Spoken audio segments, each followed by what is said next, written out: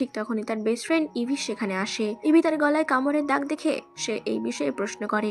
লজ্জা পেয়ে সুজান বলে এটা নাকি অ্যালার্জির কারণে হয়েছে। ইভি হেসে বলে এখন মিথ্যা বলা বন্ধ করো। সে বুঝতে পেরেছে গত রাতে সুজান কোনো ছেলের সাথে ছিল, এতে ভয় পাওয়ার কিছু নেই। সে খুশি যে সুজান নিজের জন্য একটা বয়ফ্রেন্ড খুঁজে পেয়েছে। সুজান বলে এমন কিছুই হয়নি, ইভি ভুল বুঝছে।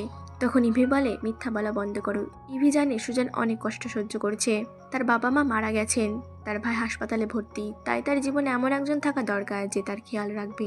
এই কথা বলে ইভি সেখান থেকে চলে যায়। এরপর সুজান মিস্টার গ্যাব্রিয়েলকে মেসেজ করে টাকা চায়।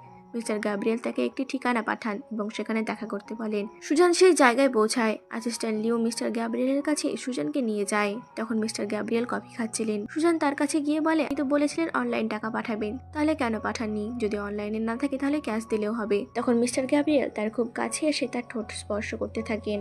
সুজান ভয় পেয়ে বলে আপনি এটা কি করছেন? কিন্তু মিস্টার গ্যাব্রিয়েল কোনো উত্তর না দিয়ে তাকে কিস করতে থাকে। তখন সুজান তাকে ধাক্কা দিয়ে দূরে সরিয়ে দেয়। এতে মিস্টার গ্যাব্রিয়েল খুব রেগে যান। তখন সুজান বলে সে এসব আবার করতে চায় না। সুজান বলে সে শুধু পেমেন্ট নেওয়ার জন্য এখানে এসেছে। মিস্টার গ্যাব্রিয়েল তাকে পেমেন্ট করে দেন। সুজান সঙ্গে সঙ্গে সেখান থেকে চলে যেতে থাকে। ঠিক তখনই মিস্টার গ্যাব্রিয়েল তাকে থামিয়ে বলেন যদি সে তার সাথে থাকে তাহলে তিনি তাকে তার প্রয়োজনীয় সবকিছু দেবেন। কিন্তু সুজান স্পষ্টভাবে না করে দেয় এবং বলে সে কোনো গার্ল বা সেক্স ওয়ার্কার নয়। সে বাধ্য ছিল বলে সেই রাতে তার সাথে এসব করেছিল, কিন্তু এখন সে আর কখনো এসব করবে না। এই কথা বলে সে সেখান থেকে চলে যায়। মিস্টার গ্যাব্রিয়েল বলে এই মেয়েটি নিজেকে কি মনে করে, সে নিজেই তার কাছে এসেছিল আর এখন এত অ্যাটিটিউড দেখাচ্ছে।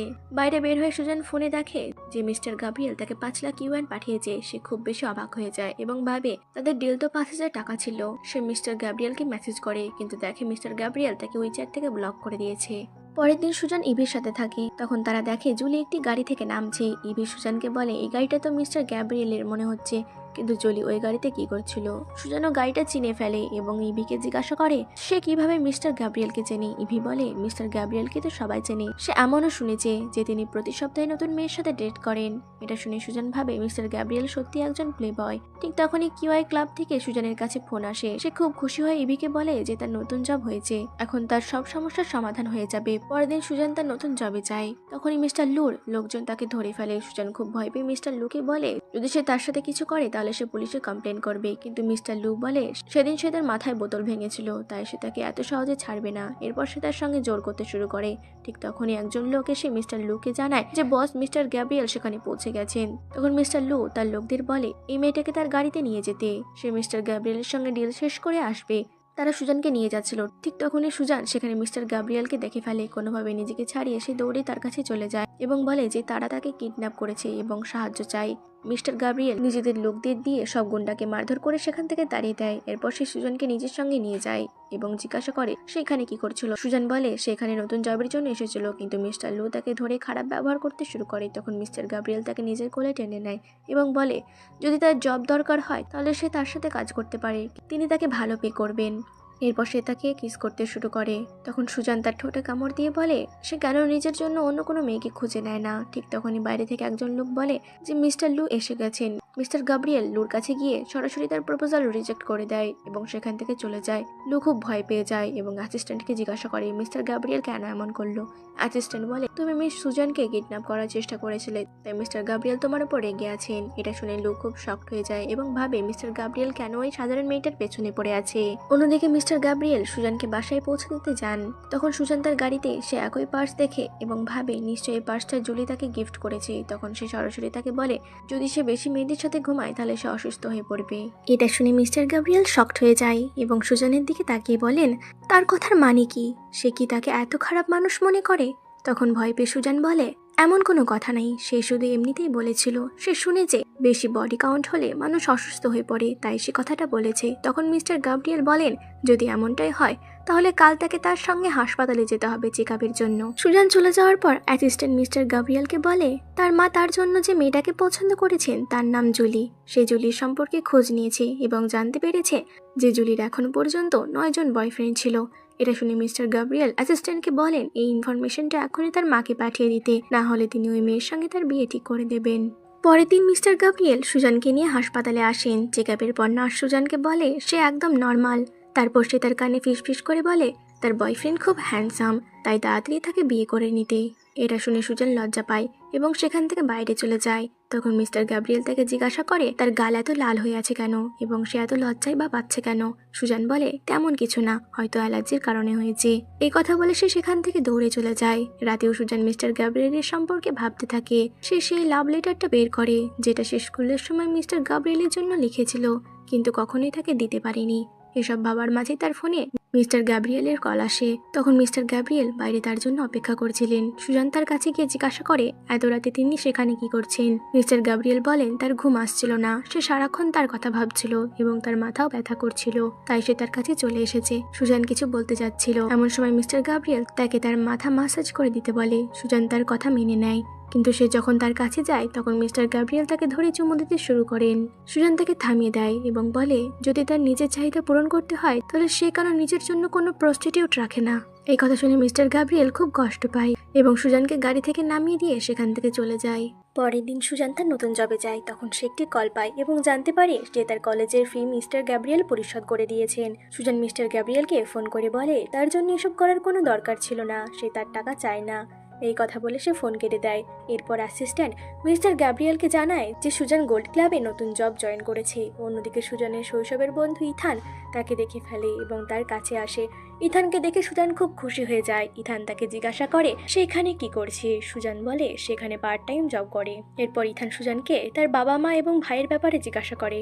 সুজান কিছুক্ষণ চুপ থাকে। তখন ইথান তাকে সরি বলে এবং জানায় সে তার বাবা মায়ের ব্যাপারটা জেনে গেছে। সে এটাও জানে যে তার ভাই এখন হাসপাতালে ভর্তি আছে এবং সেই চিকিৎসার জন্যই সে এই জব করছে। এরপর সে তার কাছে এসে বলে যদি তার কোনো কিছুর দরকার হয় তাহলে সে যেন তার কাছ থেকে সাহায্য নেয়। শেষ পর্যন্ত তারা দুজনেই তো শৈশবের বন্ধু। ঠিক তখনই সেখানে মিস্টার গ্যাব্রিয়েল এসে পৌঁছান। তিনি সুজানকে নিজের দিকে টেনে নিয়ে বলেন সে এখানে জব করতে এসেছে নাকি গল্প করতে। ইথান মিস্টার গ্যাব্রিয়েলকে বলে যে সে এই ক্লাবের ভিআইপি মেম্বার, তাই সুজান তার সঙ্গেই থাকবে। কিন্তু মিস্টার গ্যাব্রিয়েল বলেন তিনি এই ক্লাবের চেয়ারম্যান এবং তিনি যাকে চাইবেন তাকে নিজের সঙ্গে রাখতে পারেন। ইথান কিছু বলতে যাচ্ছিল, ঠিক তখনই তার অ্যাসিস্ট্যান্ট তাকে থামিয়ে দেয় এবং বলে যে তারা মিস্টার গ্যাব্রিয়েলকে রাগাতে পারে না। এরপর মিস্টার গ্যাব্রিয়েল সুজানকে নিজের সঙ্গে নিয়ে যান এবং বলেন কাল থেকে সে আর এই জায়গায় জব করতে আসবে না। তার যত টাকায় দরকার তিনি দিতে রাজি আছেন। সুজান স্পষ্টভাবে না করে বলে তার কাছ থেকে কিছুই দরকার নেই, সে নিজের খেয়াল নিজেই রাখতে পারে। এই কথা বলে সে সেখান থেকে চলে যায়। পরে ইথান সুজানকে একটি পার্টিতে যাওয়ার জন্য বলে। প্রথমে সুজান না করলেও ইথানের বারবার অনুরোধে সে রাজি হয়ে যায়। ইথান তাকে একটি খুব দামি ড্রেস দেয় যেটাতে সে খুব সুন্দর দেখায়। পার্টিতে পৌঁছানোর পর সুজান সেখানে মিস্টার গ্যাব্রিয়েলকে দেখে ফেলে। এইভাবে মিস্টার গ্যাব্রিয়েল ও সুজান আর ইথানকে একসঙ্গে দেখে খুব রেগে যান। এরপর জ্যাসমিন নামে একটি মেয়ে ইচ্ছা করে সুজানের ড্রেসের ওপর ড্রিঙ্ক ফেলে দেয় এবং ড্রেস নষ্ট করে দেয়। তারপর সে ক্ষমা চাইতে থাকে এবং সুজানকে নিজের একটি ড্রেস দিয়ে চেঞ্জিং রুমে পাঠায়। সুজান যখন রুমে ড্রেস চেঞ্জ করছিল তখনই মিস্টার গ্যাব্রিয়েল সেখানে চলে আসেন। তাকে দেখে সুজান খুব শক হয়ে যায় এবং তাকে বকাবকি করতে শুরু করে। তখন মিস্টার গ্যাব্রিয়েল বলেন সুজান নিজেই তার রুমে এসেছে এবং উল্টো তাকেই বকছে। তখন সুজান বুঝতে পারে যে এই রুমটি মিস্টার গ্যাব্রিয়েল আগে থেকে বুক করেছিলেন। সে তার কাছে ক্ষমা চায় এবং অনুরোধ করে তিনি কি একটু বাইরে যেতে পারেন, কিন্তু মিস্টার গ্যাব্রিয়েল বলেন এই রুম তার এবং তিনি কোথাও যাবেন না। এরপর তিনি তার কাছে এসে বলেন সে চাইলে তিনি তাকে এখানে থাকার অনুমতি দিতে পারে। এরপর তিনি খুব রোমান্টিক ভাবে তাকে চুমু দিতে শুরু করেন। সুজান নিজেকে ছাড়ানোর চেষ্টা করে কিন্তু মিস্টার গ্যাব্রিয়েল তাকে শক্ত করে ধরে থাকেন। এতে সুজান খুব রেগে যায় এবং বলে তার তো অনেক গার্লফ্রেন্ড থাকার কথা, তাহলে সে কেন তার পেছনে লেগে আছে। মিস্টার গ্যাব্রিয়েল জিজ্ঞাসা করে কে বলেছে তার অনেক গার্লফ্রেন্ড আছে।